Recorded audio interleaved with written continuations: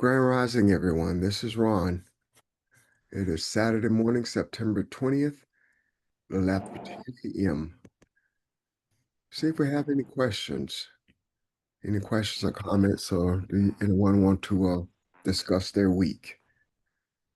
Yes, I have. Well, a question. What are y'all's thoughts on President Trump taking the TV shows out the air? That Jimmy Kimmel, and I know John Colbert, he's already took him. He's supposed to be coming off next year. So what are your thoughts on that? Because he talked about the man that died, the Kurt. Yeah. Yeah, what, Kathy, would you hold that for a moment, please? Because that's going to be a part of the later discussion, hopefully, okay? okay, all right. Okay.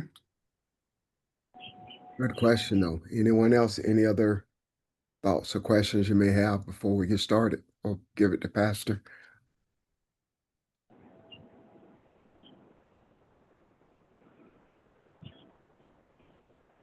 Okay. Well, thank you, Pastor.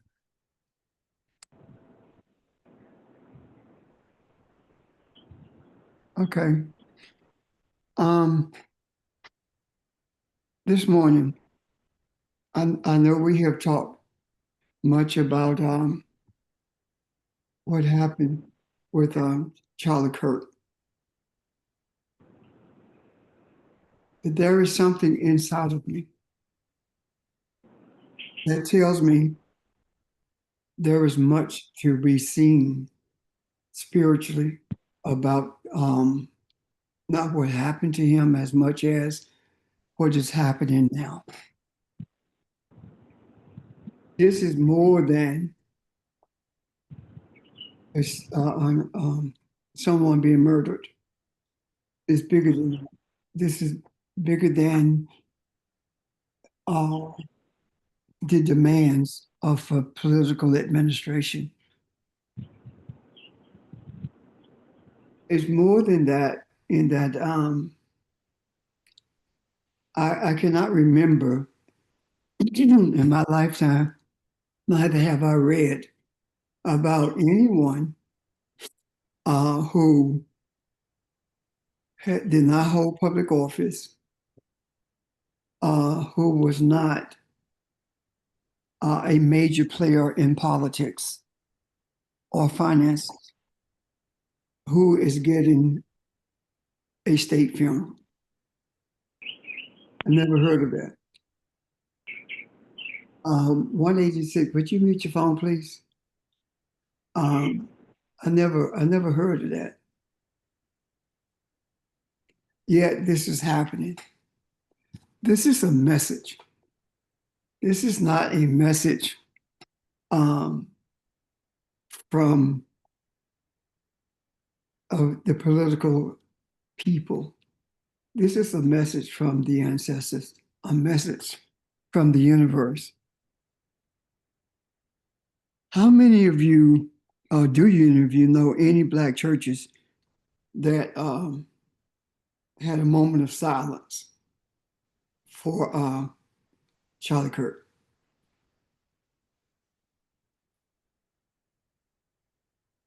None of you? Okay. There were some Black churches that had a moment of silence for him. And to me, that is no different, or maybe even worse, than having voted for Trump.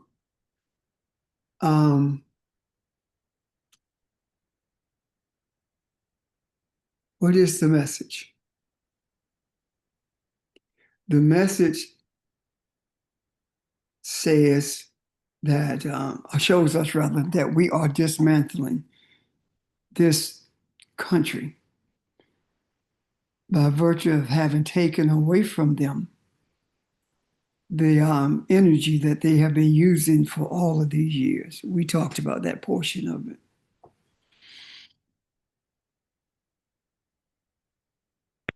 What we see is a demise of freedom of speech. It could have been anything else in that Constitution, but the freedom of speech is one of the major things that people talk about or embrace that comes from the Constitution, the right of free speech. And it is being abridged now. Charlie Kirk's energy, his words, were just as important to us today as was the death of Crispus Attucks Attucks in the Revolutionary War.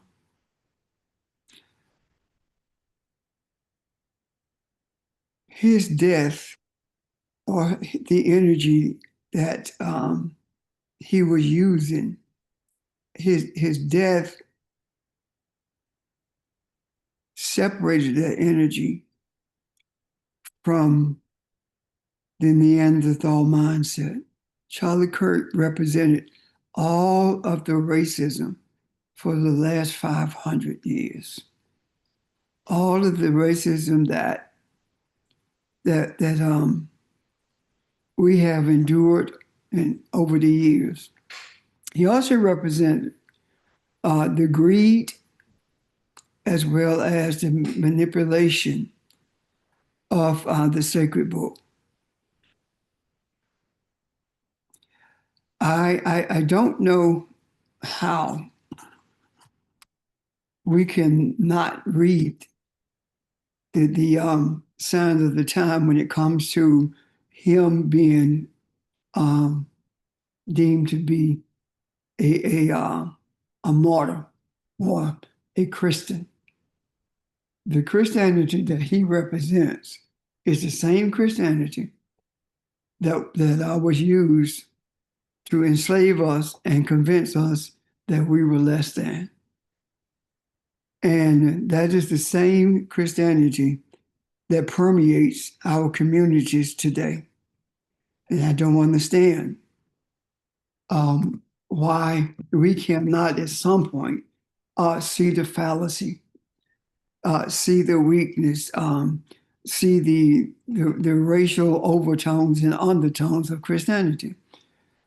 At some point, we are going to have to make a decision. And we are being shown that it won't be long before those decisions are going to have to be made. And that is the decision to walk with Christianity or not. What do I mean by that? When I say to walk with Christianity or not, I am talking about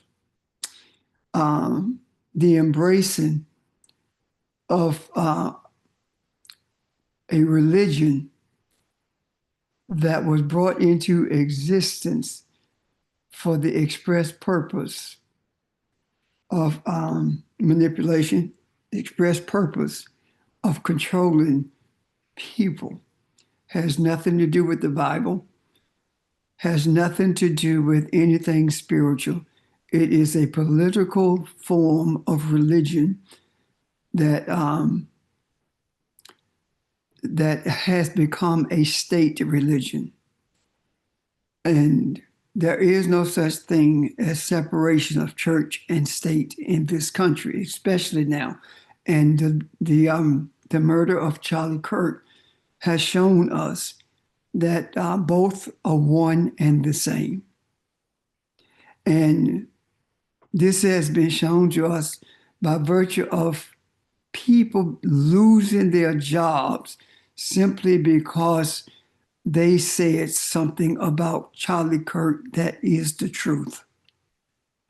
I don't understand how we as a people can continue to embrace that religion with all of the nuances in it that speaks volumes about the fear and the hatred that is that is directed toward us, that comes from the bowels of Christianity.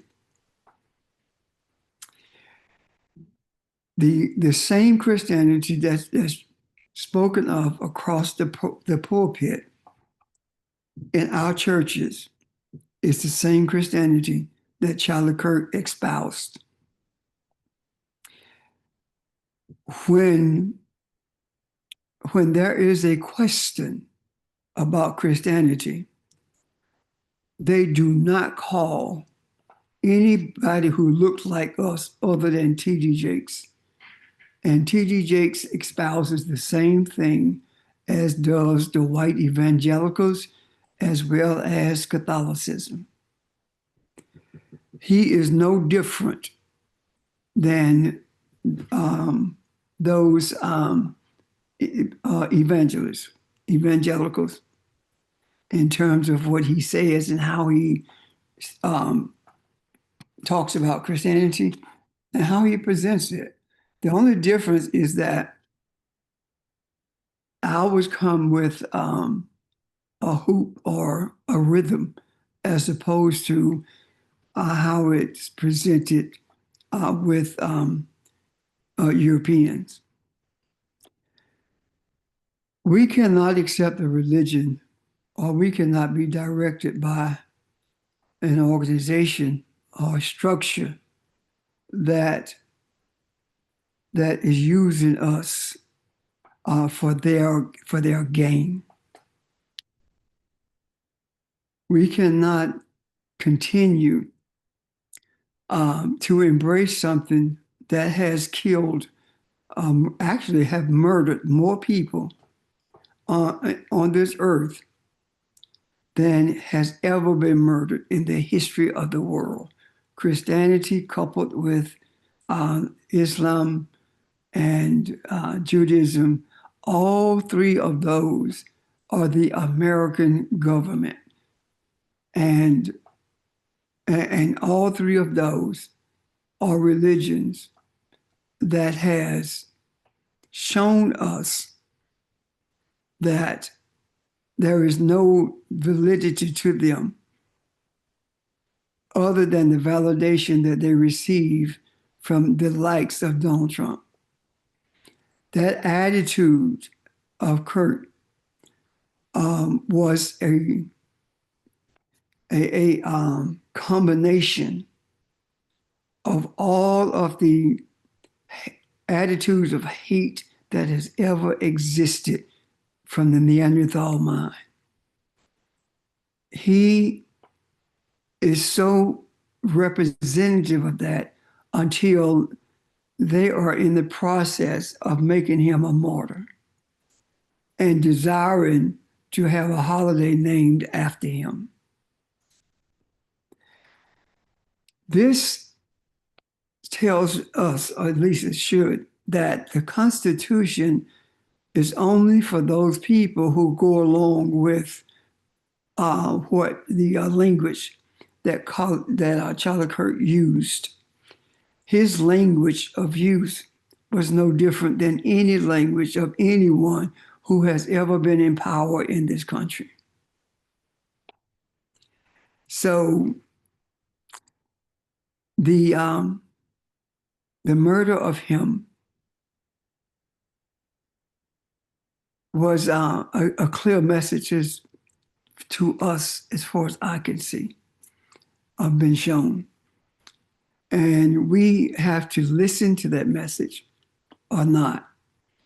There is no way we can believe that we are Elohim and at the same time embrace what is called God in the church, in the mosque, in the synagogue.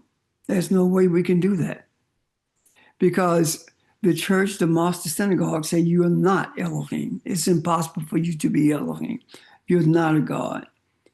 Yet the scripture says that we are. I don't know how we can continue that journey.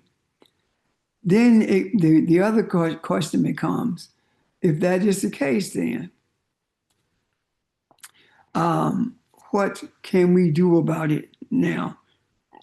And why was it left in the earth? First of all, it was what we can do about it now. It is we can continue down this road of freedom or down the road of bondage. Christianity was left in this space, because if Europeans had not felt like they could manipulate Christianity or manipulate the sacred book to the point where they could control the earth, Christianity, the sacred book would not exist. They would have burned it, but they saw a value in it for themselves. And the universe allowed that to happen for the purpose of a time such as this, where the world would be freed by Elohim, where balance would be brought to the earth by Elohim, where we as people of the sun would recognize not only the value of our existence, but recognize that nothing could exist without us. And we are the sustainers of life in this earth. Yet Christianity, Islam, and Judaism tells us that it is the God that they created who sustains life in this earth. And the God that they created is a God that allows them to know, to be shown or told, or be aware. That's a good word. To be aware of the two young men who were lynched in Mississippi and feel nothing about it, say nothing about it. One man shot, two men lynched, and the one who was shot, there is a national outcry. And the two men who were lynched, there's silence. That has always been the case. It is incumbent upon us as Elohim. It is incumbent upon us as the procurators of this earth, of this life in this earth, to do something about it. And the doing something about it is first understanding the need to separate from religion and embrace spirituality in totality. We have tried every religion on this earth. There have been the Black Jews who worshipped as the Zionists, who were Jews, but not as the Holy Book talks about. We have tried Islam, and Islam was a religion of invasion that was brought by invaders, that was put into practice by the same people who put Christianity into practice, by the same people who put Judaism into practice. And if you read what happened in Nazi Germany before the war started in World War II, you will find that it was the Zionists Jews who helped Hitler round up the Jews. And it was the Zionist Jews who talked with or met with the British government for them to be able to occupy that land that's called Israel now. All of these things are behind the scene efforts to control us. Do they want to kill us? No. The people who are in the know, the ones who make the decisions for the world, know that they cannot survive without us. And that is the reason they seek to control us as opposed to wipe us off the face of the earth. They know that's an impossibility. And they also know that if that occurs, there is no life in this earth. It is also fear that we will do them the same way they have done us, with us being in power. That they don't understand about us. That is not who we are. Yet we do everything we can to be like them. And in the words of what's his name, Lamar, they're not like us. You may as well admit it. We do everything to be like them. We would be nowhere near the beliefs in Christianity if it were not for us trying to be like them.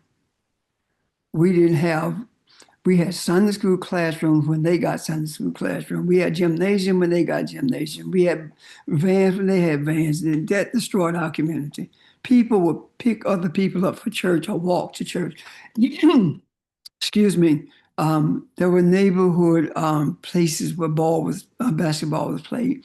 But we have done everything that they have done trying to be like them.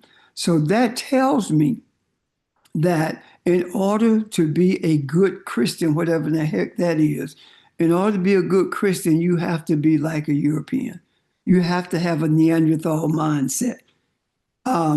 We go to church, and what do we find? We find cliques. We find people in pulpit who have no heart for the people at all. We hear constantly a cry for more money, more money. We don't hear anything about the spiritual nature of who we are. Yes, we hear people say, well, we are the most forgiving people on earth. We hear them say that we're the most spiritual people on earth, but they don't know what that means. Have no clue as to what that means. Yet, that's what we espouse because that's what's in us. And the idea, the concept of Christianity cannot possibly be a part of our lineage, a part of our ancestry, because of the nature of it. It has never brought deliverance to anyone on the face of the earth, but it has colonized every place on the face of the earth. The imperialist has used Christianity to bolster their control over the world, and we are supporting that every time that we go in, add value to the church experience or add value to the Christian experience, I should say, because the church experience is one of community, one of interaction with people, one where other people come together to socialize. But the aspects of it that presents itself as being spiritual is not spiritual at all. It's simply bondage. And this is the religion, excuse me, and these are the principles that Charlie Kirk represented. And these are the principles that is representative of every European on this earth. When I say every, I'm talking about every European nation, not individuals. I'm talking about the overarching mindset of Europeans is the same as Charlie Kirk's mindset. And that has been proven by the way that this government, the way that the corporations, the way that the school system in this country has responded to people who told the truth about a racist who was murdered, who told the truth about someone who was an instigator of violence and separation. There is no way that I could find myself back in the throes of Christianity after knowing what I know and being shown what I've been shown by virtue of our Creator. So I'm going to stop right here for the time being and see if there are any questions or comments.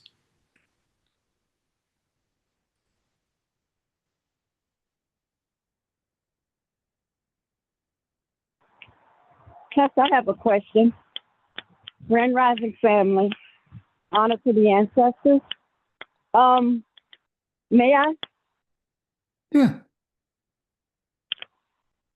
What do what's the significance of them saying the shot heard around the world? I know they have a different meaning of saying that, but what do you make of it? That what do you get out of that? Just what I said, that the shot around that's heard around the world is saying that the voice of European racism, greed, colonization, imperialism, everything has been silenced. Charlie Kirk was the mindset of Europeans. He was the essence, the epitome of what we talk about when we talk about the Neanderthal mindset. That's the shot that they're talking about.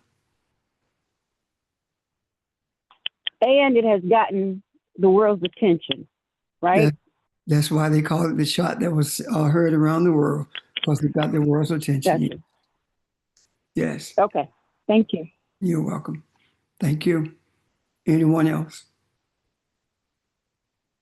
Yeah, Grand Rising family. This is GC. Pastor, I was listening, I think to the chairman or someone with the FCC, and it was a comment that was made that if the, TV stations or anyone else don't adhere to how or what they're saying, that they got a choice. They can either do it their way or their license is going to be taken from them. And so, again, when you talk about that Neanderthal mindset, that's part of what we're hearing, that they're saying that, they can do what they want to do, and if they don't want to listen and do it the way they want, then that can be taken away from them. I don't know if that's true, but that's that mindset that I'm hearing, you know what I mean, in terms of authority implementing. I just want to share those thoughts. It is true. They did say that. Let me share this with you, and Audrey, I see you. When we hear people talking about a dictatorship, authoritarian government, that's code for white supremacy.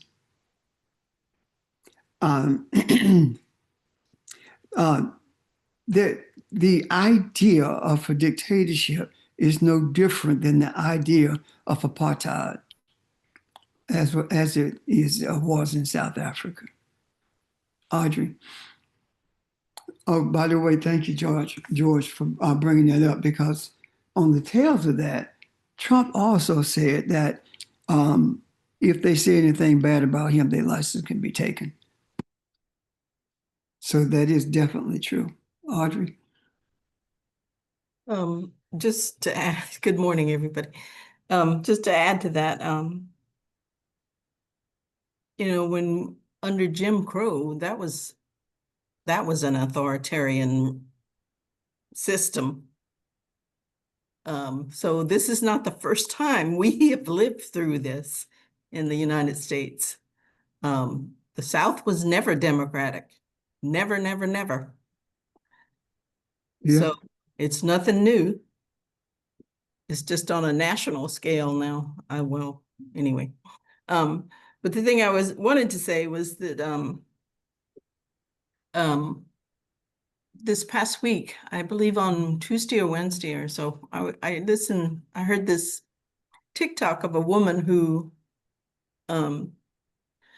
apparently she must have done it on Sunday, I guess, but she said that she had gotten up and walked out of her church, and she was sitting in her car and she was like nearly in tears because she said she left out of the church because of what they were saying about Charlie Kirk and the fact that they wanted everybody to not exactly venerate him, but they wanted everybody to pray for his family, pray for, and have empathy and sympathy for him, without any discussion of who he really was. They just wanted people to I don't know, to toe the line in terms of what Trump is saying about him.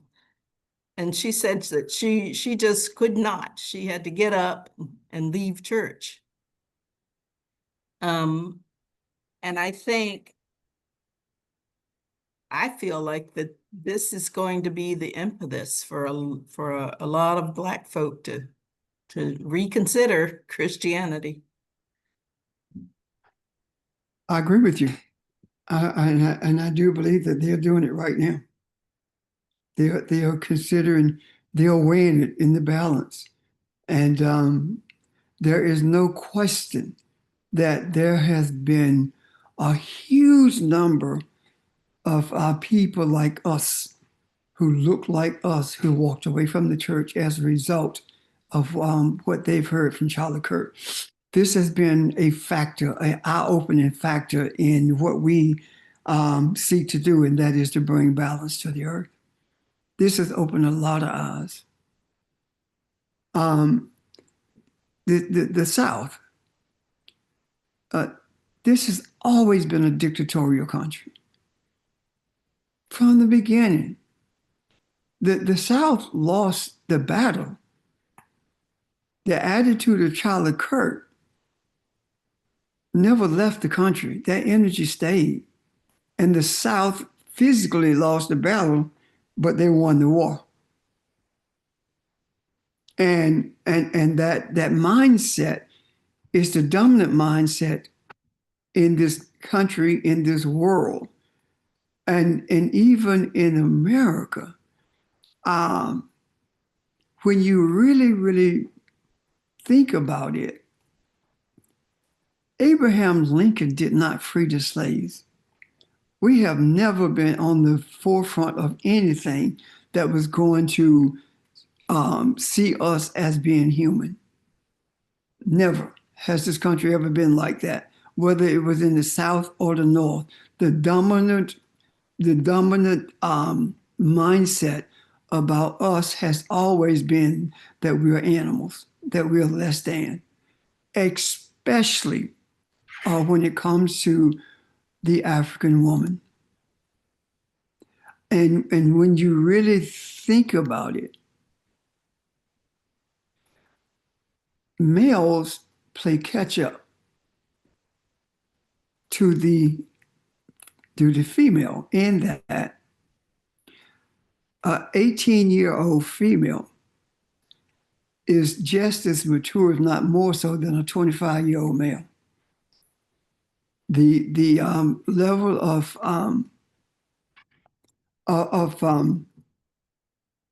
his desire, the level of his maturity, it slows. Why? Because the average male in this country holds on to, I'm talking about African males, holds on to that Neanderthal mindset. That is dominant because males see it as power, as control, not understanding that power and control comes through vulnerability. Ron, did you have something? Okay. Any other questions or comments? Has the Pope spoken about this at all? Has he commented on this at all? Not to my knowledge. Okay. And thus making him complicit, right? Yes. Silence is complicit. Complicity. Yes.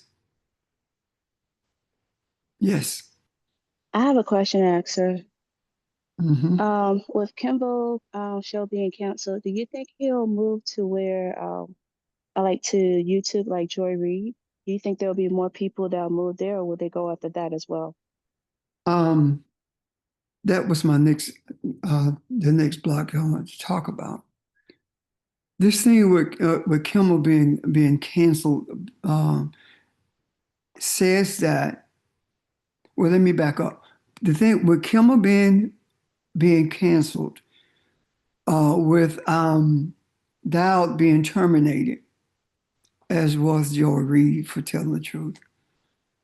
This is saying that the government is in control of the news media. The government is in control of all forms of communication. And whether or not they go to YouTube, I don't think that it matters that much because the message is already out here about what they're doing.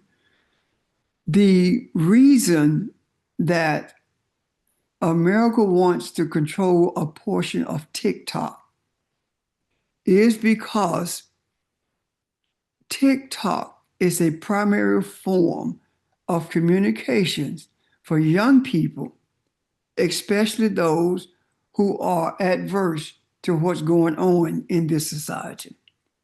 Just like the Elon Musk bought X and can change the algorithms on X to show messages that are in support of the racist attitude of this country, so shall it be with TikTok and, and all other forms of communication.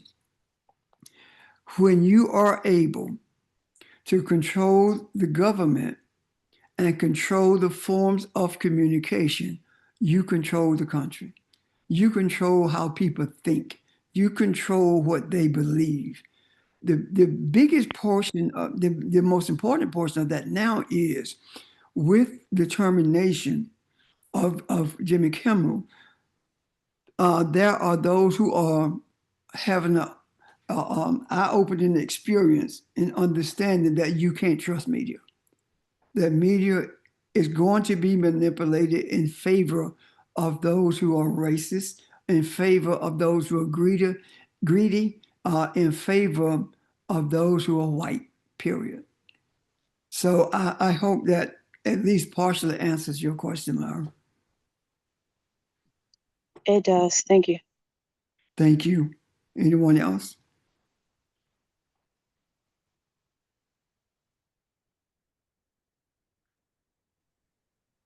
I think we've been on this journey for quite a while now, and personally and collectively have gained momentum in our experiences and seeing who and what we are and trusting that. And all of this stuff happening maybe 10 years, certainly 20 years ago, the African, especially in America, would have a helpless feeling and one of being overwhelmed and not knowing what to do. When all of this started going on, especially some of the stuff, you guys talking about the canceling of the shows and the manipulation of the news, this week, I thought about the question you asked last week. What are we going to do with this energy? And I think these discussions answers that, and recognizing who we are and the fullness of that and what that means. This is rising up because there is a force greater than anything that can come up that cause darkness and confusion. There's a force now that is greater that can combat it and change the energy. So I even not only think that this came up at this time because of who we are, I think we are the reason that it is here, that we help bring it into the open. So can you talk about that for just a minute? And because we are not overwhelmed here. The world is not being overwhelmed here, although it looks bad.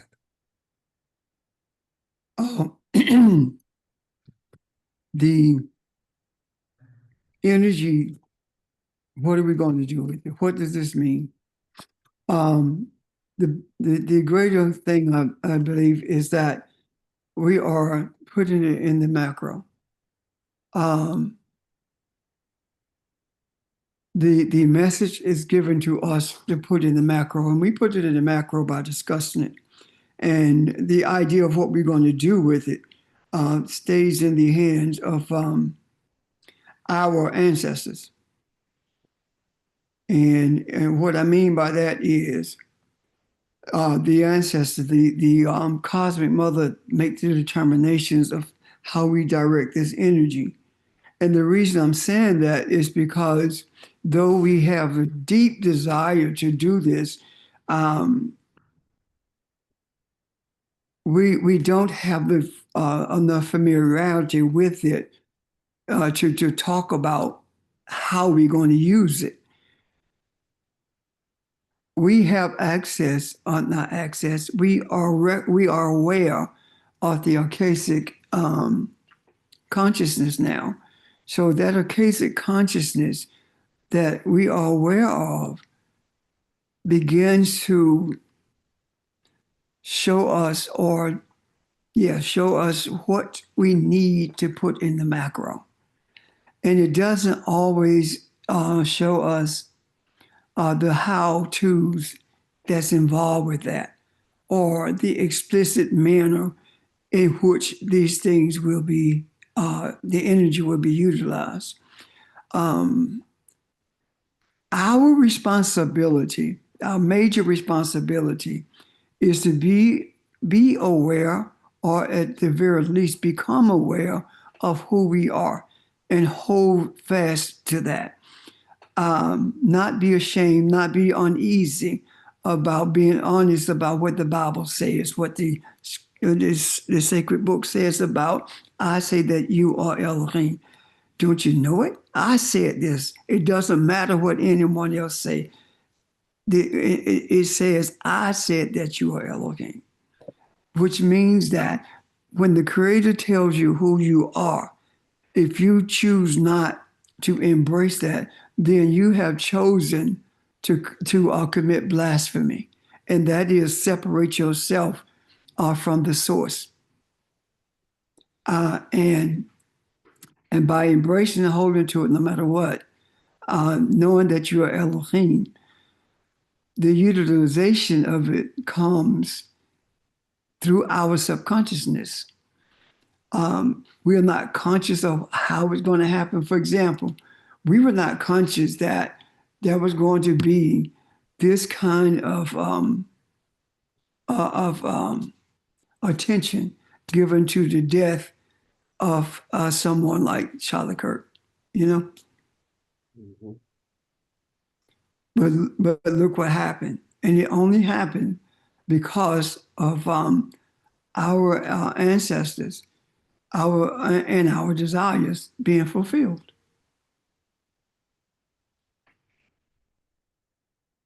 Yeah.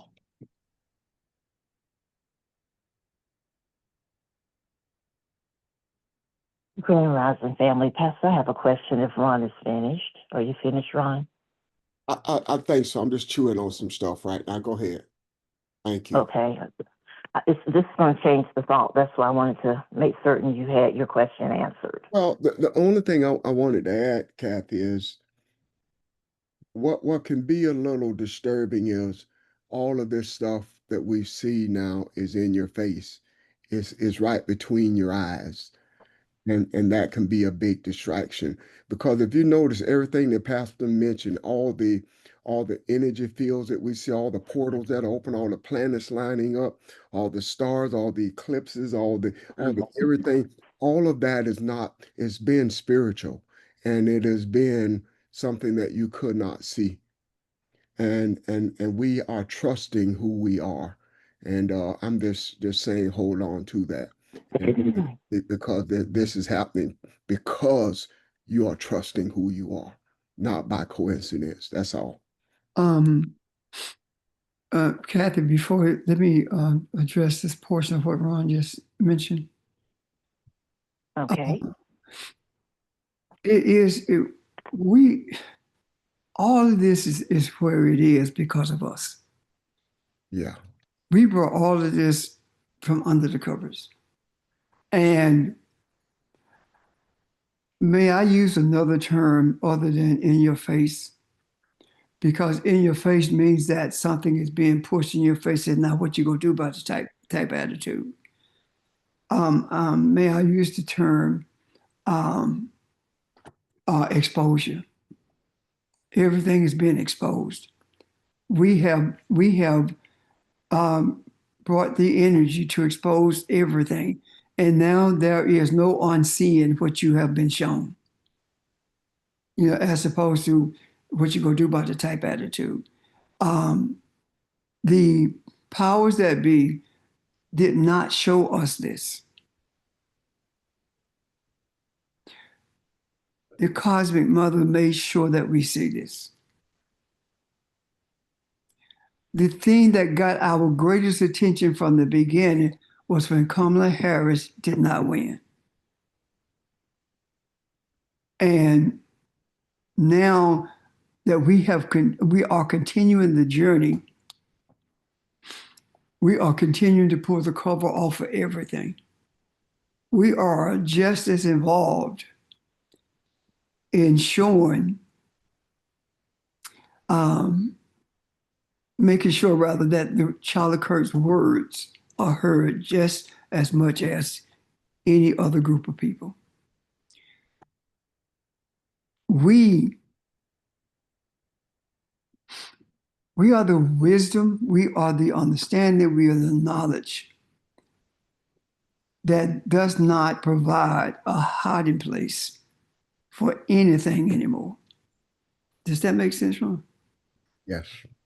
We make sure we are the darkness that exposes their pseudo light, the idea of pretending that they're light. We are the darkness that exposes that shows that it is not light. We are the light that shines in those dark, hidden places so people can see exactly what needs to be seen in order for them to make choices in their lives. Does that make sense? It does.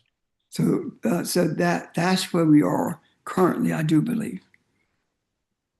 Thank you. Thank you. Kathy? Unless there are questions. Go ahead. Was someone You else like going holes. to say something? And I broke one. Say what, Janice?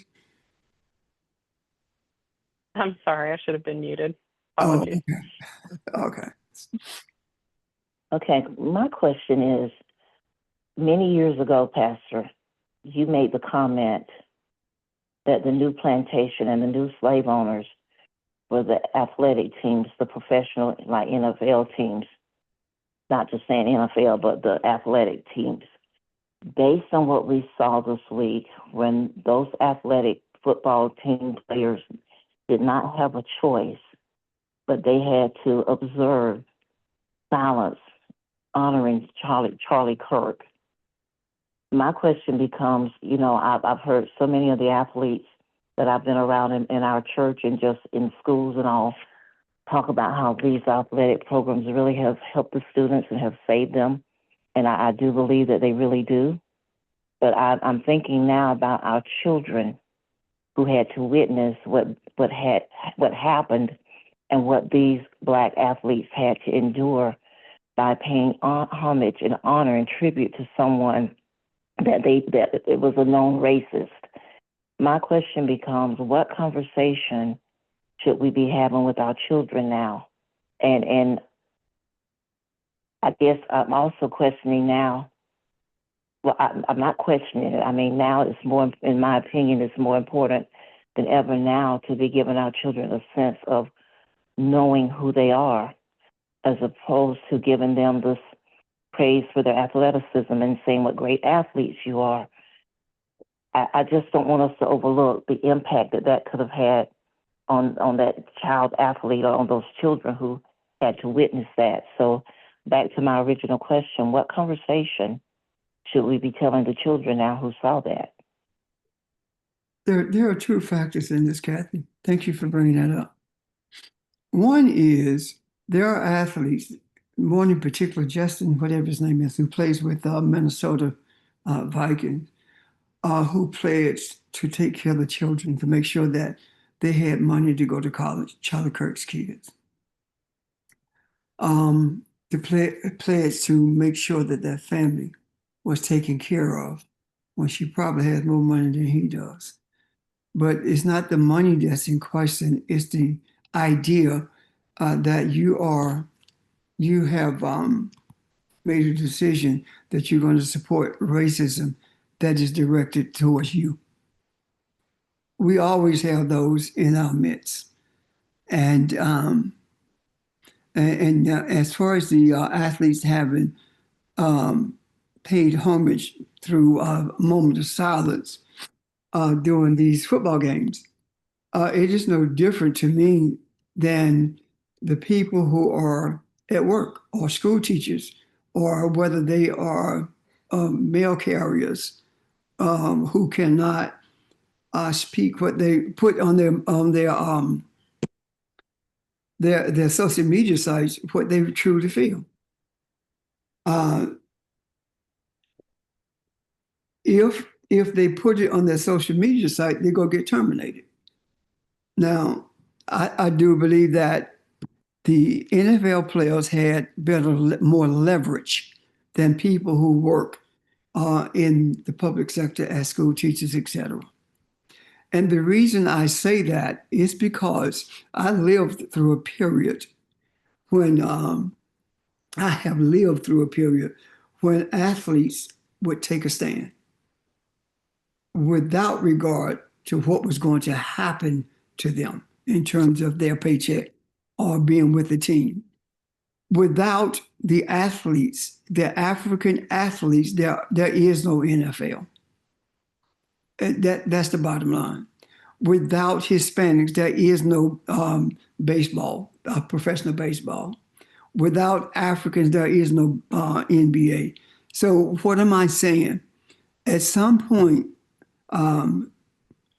we as a people must recognize that there are principles that are stronger than a paycheck.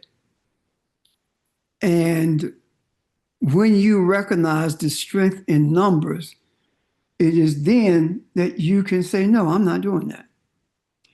However, if you are fractured, it doesn't work that way. What should we tell our kids? Just that. Let me clear my throat, please. We should tell our kids, help them to understand that these things that were done in terms of the gestures that were directed towards the honoring of Kurt were forced upon the athletes. We should tell them the truth about it. There were some of them who embraced it wholeheartedly, but there were those also who didn't embrace it wholeheartedly, and help them to understand that there is always a choice. And the choices that you make are the choices that you have to live with. So I don't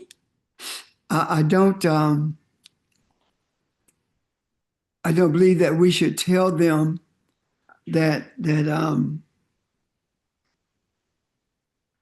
should or shouldn't do it. I think that we should give them an understanding of who they are and a suggestion as to why we wouldn't do that. A suggestion to help them to understand that your life is not about the money that you make. Your life, your pride, your sense of humanity is more than a paycheck. And when all of you come together and make a decision to step back, then that's when you are listened to. And the one who, the owner, I want you to hear that, the owner of the teams, that's a plantation term. The traded of player, plantation term, because a trade comes with money or in exchange of people. No different than that January 1st, enslaved people were traded to take care of tasks for other slave owners and were sold as well. So the whole system of professional sports is based upon the plantation theory, or reality, I should say. So I feel like I'm talking in circles, but I'm also feel like I am addressing what you asked, Kathy. And if I'm not, please let me know. No, you really did address it, because I think it's important to give children the identity, the sense of self, to know themselves well enough that in the face of any adverse situation, you can take a stand and see it through. Even though you think it may be costing you one thing, what you gain from making that stand is far greater. And I know that it had to be intimidating for those players not being given a choice and wanting to take a stand, but then choosing not to for whatever reasons, financial or whatever the case may be. But I think that as we're training up a child in the way that they're to go, athletics is a big part of our kids' lives. And no one wants to ever take that away from them.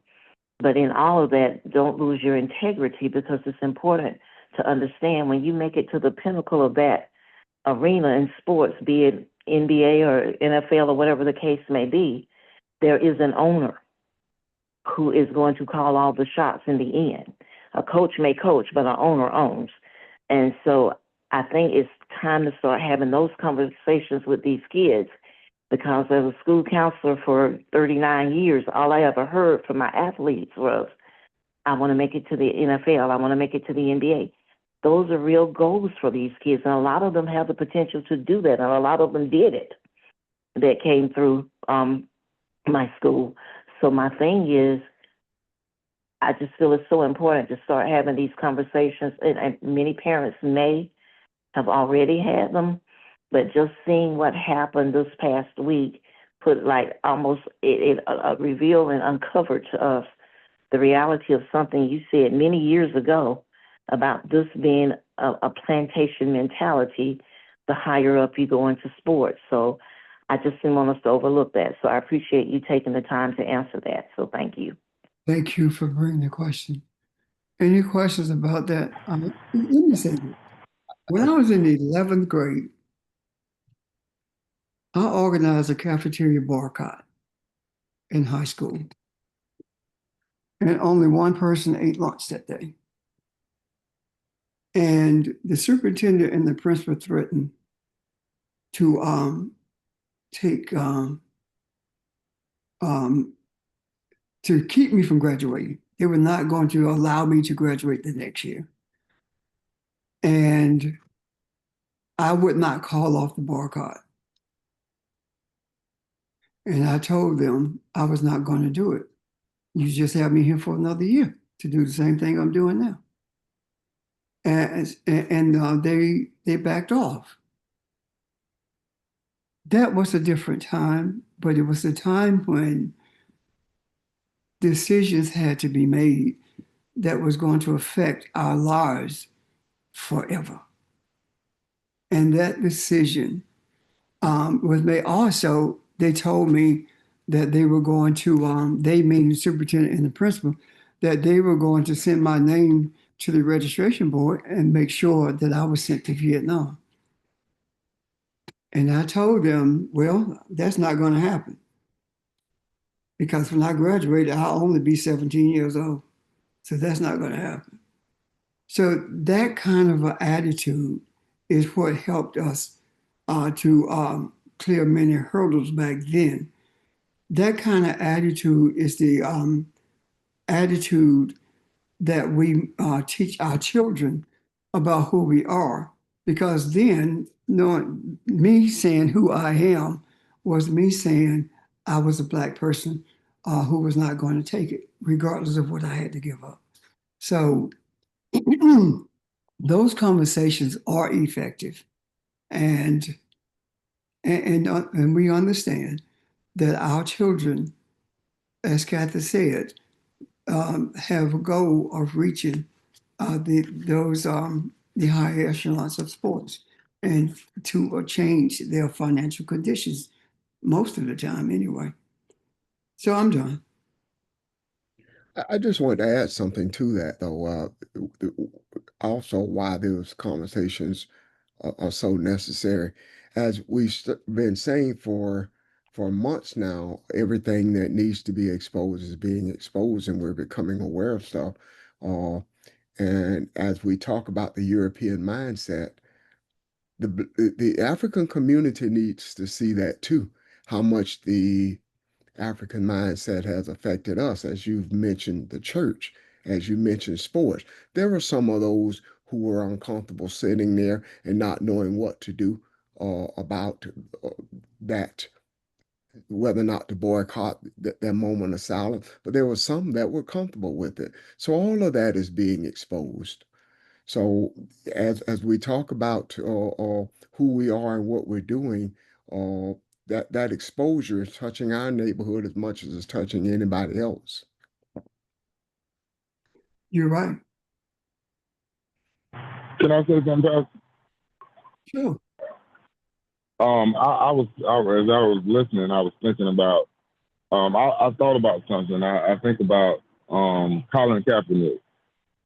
But he took a knee doing it when he took a knee during the national anthem, and I think about when the lady from Fox News told LeBron James to shut up and dribble, and when Kyrie Irving spoke about the Jews being black people being the original Jews, and he almost never played basketball again.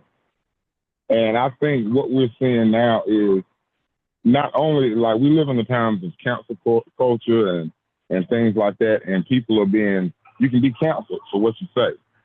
But it's only certain people that can be canceled. If you say anything blatantly racist, stuff like that, you don't really get canceled. But what we saw with Charlie Kirk, you can lose your life. And what we're seeing now is the wool is being pulled from people's eyes, and we are seeing people for what they really are, and seeing this nation for what it really is. And it's really just, I mean, we're seeing it. It's a joke. Politics is a joke. All these things, people go back and forth on what they stand for, and one day they stand for this, one day they stand for that, one day they're outraged about something that's very minute, and the next day they're upset for something else.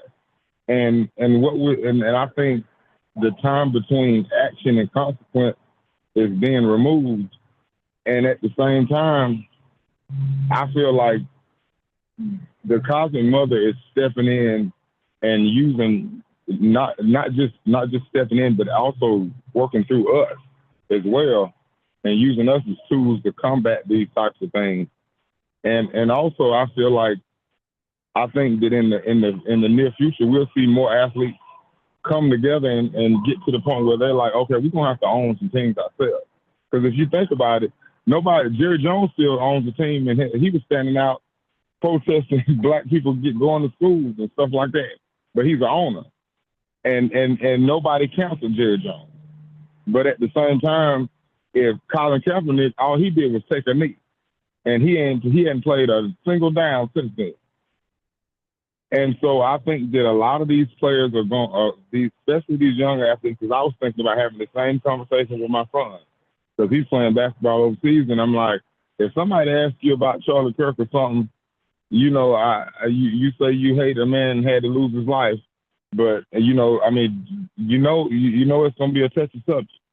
Even though you're not in America, but certain subjects are just gonna be touchy, but at the same time, you still have to speak your truth. And sometimes speaking your truth, you may lose some things, but is it really a loss? I mean, is it really a loss for Colin Kaepernick to never play another down of football? In the grand scheme of things, as it is for young people to see somebody actually to stand up for something. Because I mean, I think back when I was a kid growing up, and we saw the black men standing on the podium at the Olympics with their fists held high.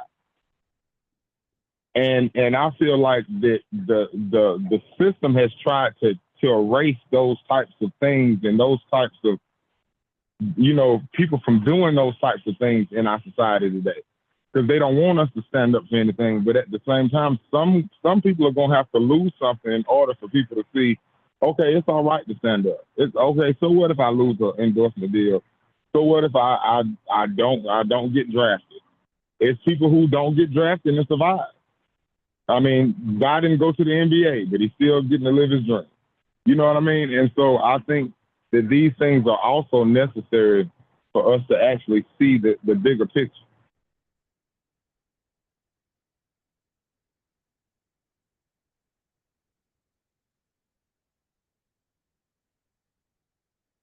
I'm muted. done. Pastor, you muted.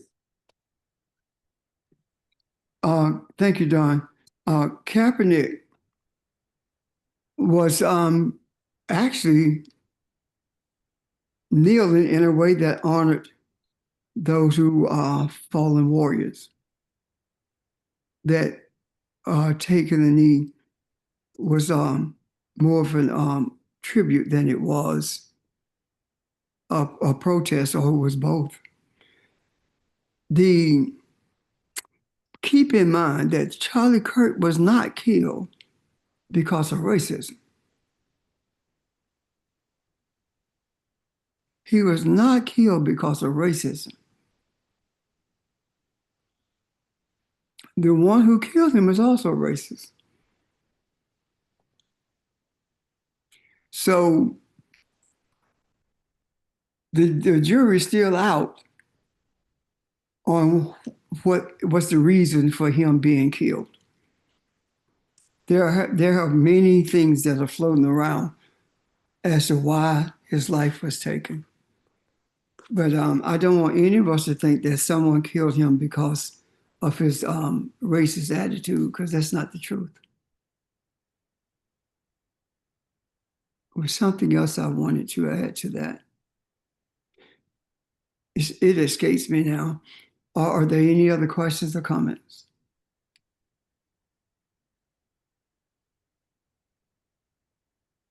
I just thought about something when Dawn was speaking.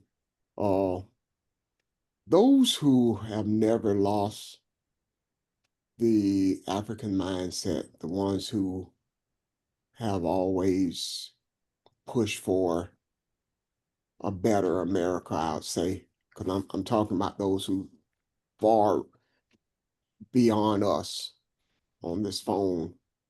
They have never lost focus of what America truly is. So the exposure is not so much for the African. It's for the people who have the European mindset. Is that not true? Yeah, it is.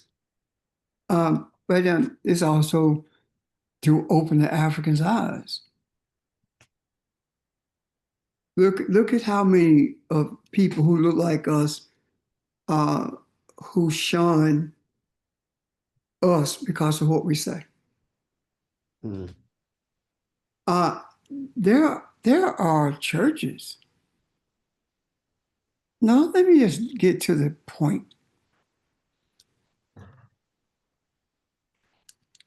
I was at a meeting, a ministers' meeting in Gaffney, the Black Ministerial Alliance in Gaffney.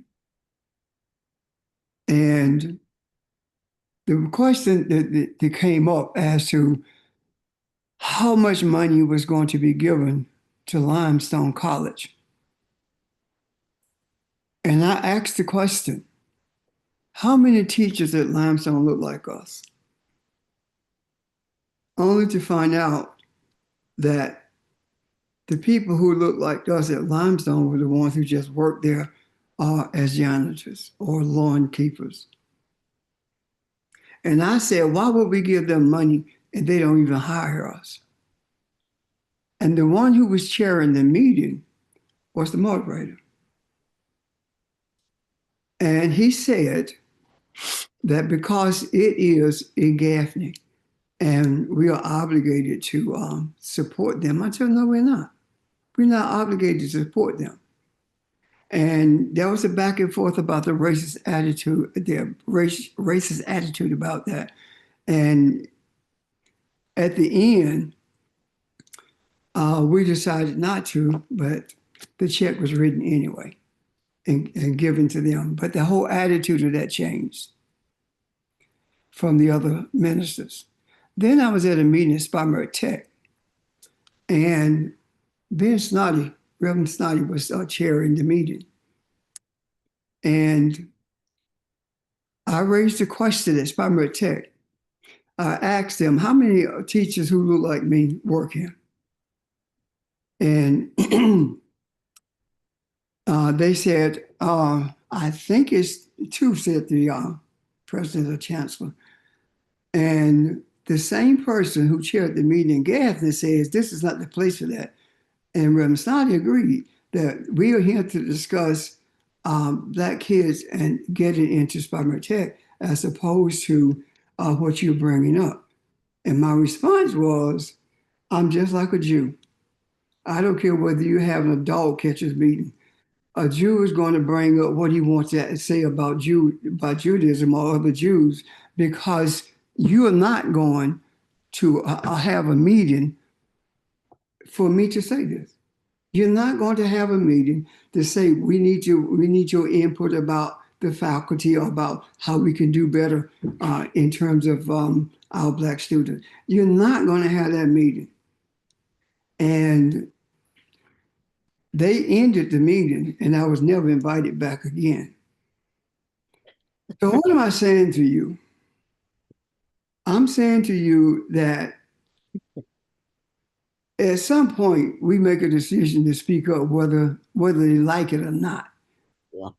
And you know that it's going to be a disagreement. And I mean, I even talked about the electric company, Broad River Electric, in the Ministerial Alliance meeting. Why is it that we're not dealing with them based upon the number of Black people that they hire? And my life was put in jeopardy because of that. I mean, literally, one Black person who worked there sent a message to me because his wife was a member of the church that I had pastored, that that my life was in jeopardy. They were talking about killing me. They, meaning the Klan, was talking about killing me, and somebody told him that. And that was because somebody in that meeting told them that I was the voice that was challenging why is it there were no Black people working there. And then I went to a meeting, and same thing happened when I raised questions about some other things. So what am I saying to you? I'm saying to you that at some point we make a choice whether or not life, our lives, is more important than the truth. My attitude growing up was given to me by the people around me who truly believed that you ought to be willing to die for something. And one of the things that I was always told, if you have to give up your life for telling the truth, especially about Black folk, so be it. So all of these are my experiences that I have gone through. Of course, I can name you many, many others, but I put that out there because I want that energy out there. And I don't know whether some of you have faced the same things or not. I don't care about what people say about me, never have. And it doesn't matter what I'm going to lose because of what I say. It doesn't matter. If it's the truth, stand on it. And the truth will always win. We cannot have a partial truth. A partial truth is a whole lie. Either it's the truth or it is not. So we have to make a decision. Are we in or are we out? Do we believe what's being shown to us or not?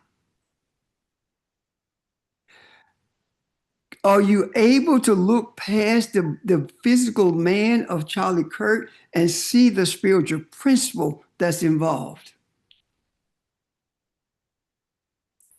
Are you able to look at Charlie Kirk and understand?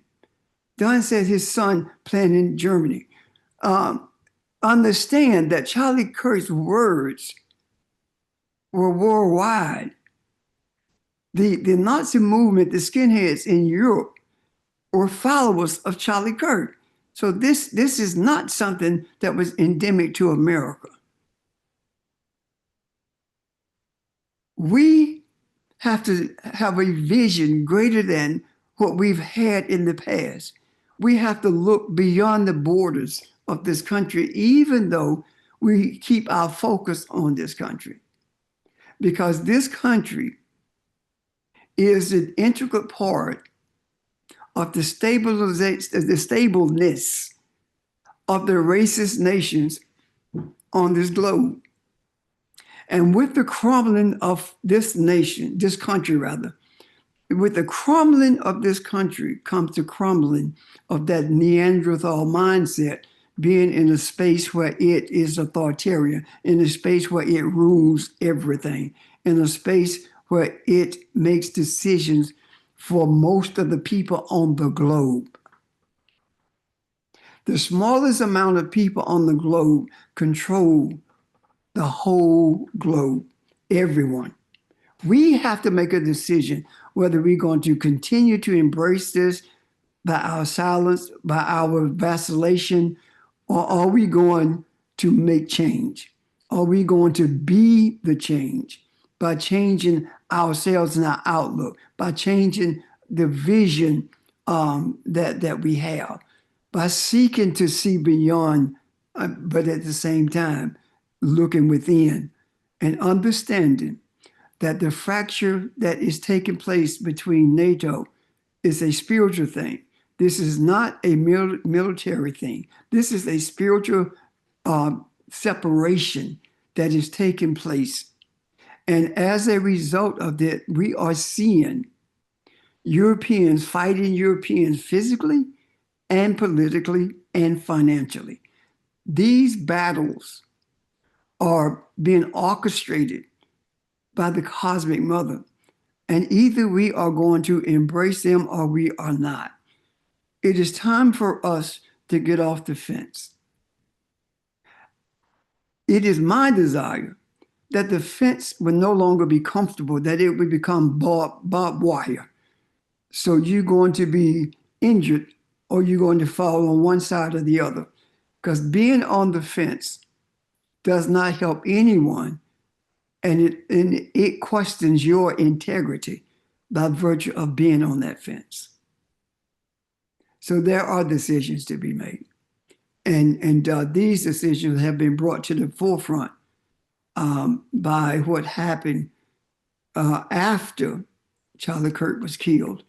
And I felt like today we needed to talk about this because it's not about the man, Charlie Kirk.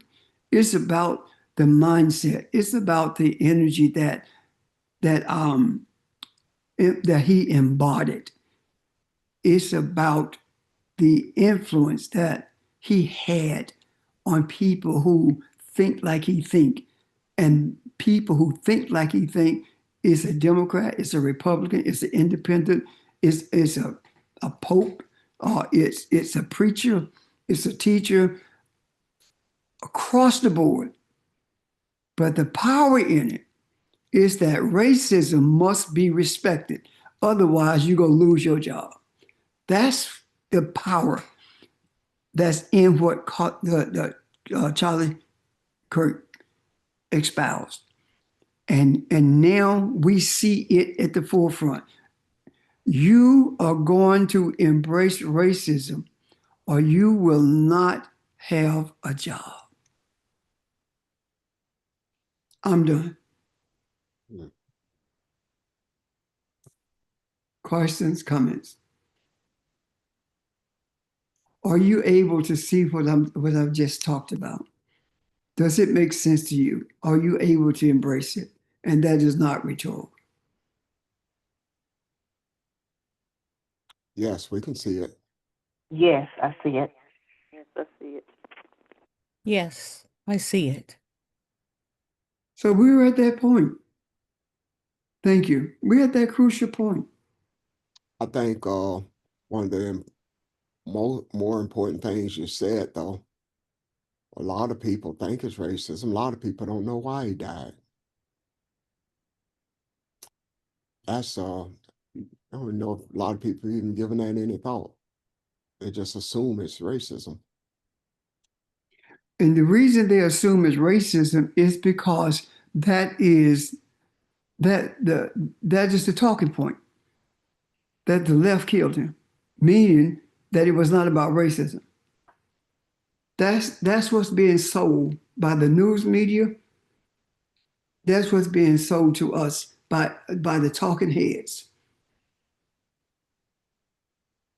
If you have any credence in what you hear that comes across from the news media, something is wrong. You need to find another source.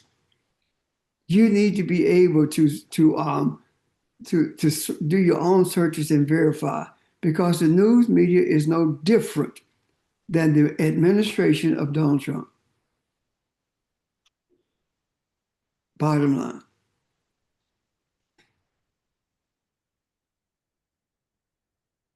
We are not on this earth to embrace anything that harms humanity.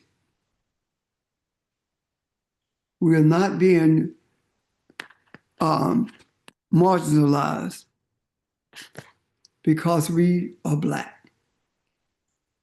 That's not the reason we've been marginalized.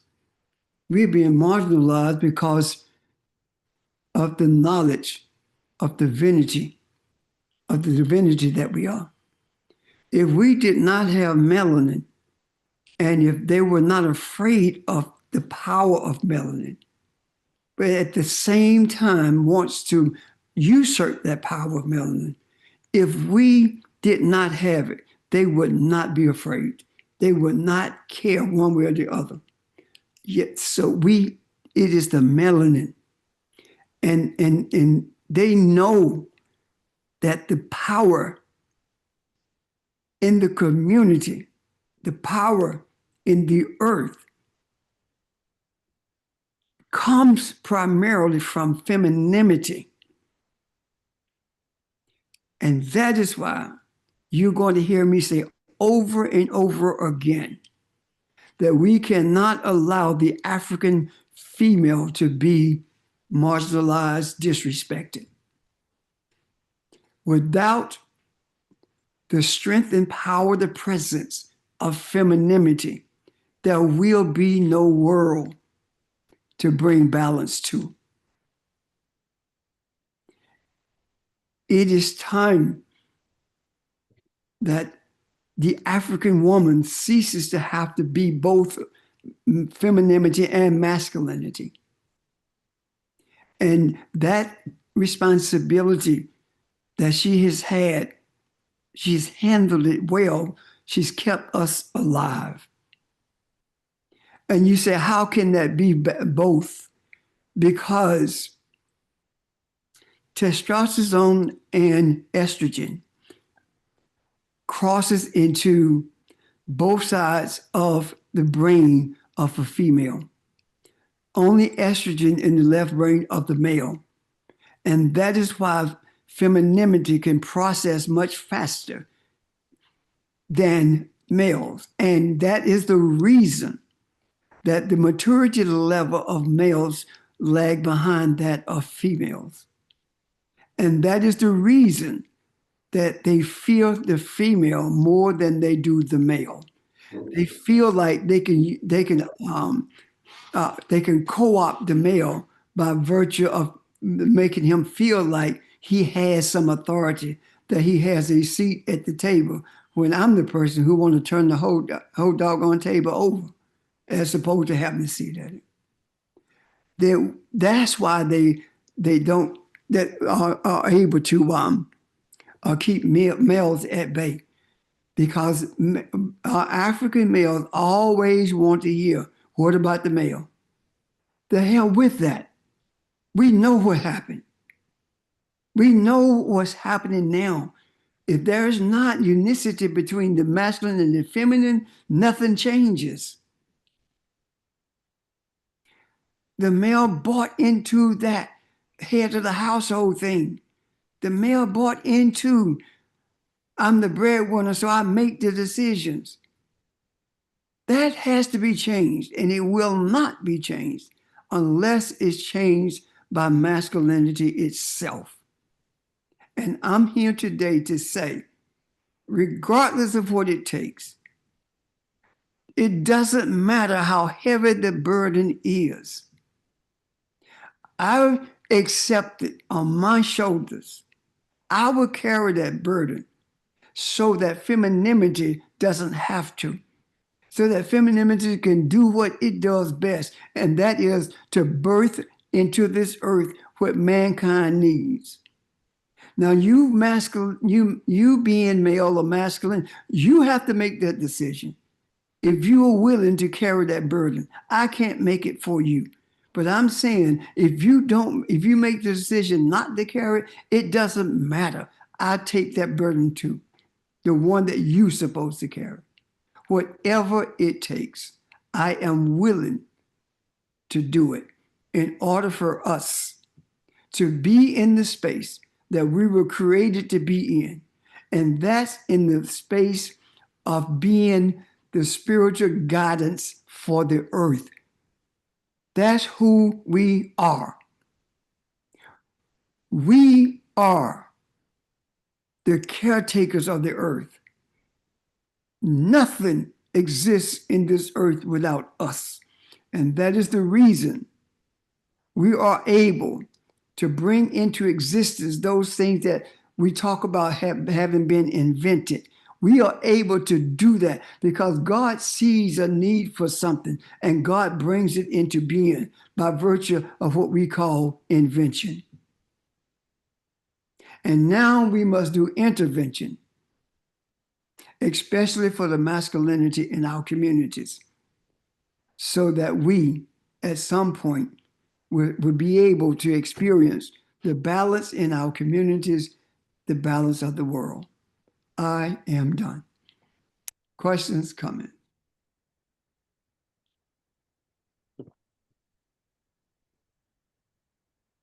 Ron?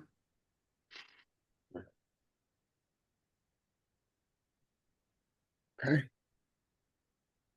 Well, there are no further questions or comments. Might be a good place to pause for today. Anyone? Well, thank you, everyone. Thank you for your energy. Thank you for your questions, your comments. Thank you, Pastor. And we'll resume tomorrow. Thank you. Have a great day, guys. Thank you, everyone. Have a good one. Thank you, everybody. Thank you. Take care, family.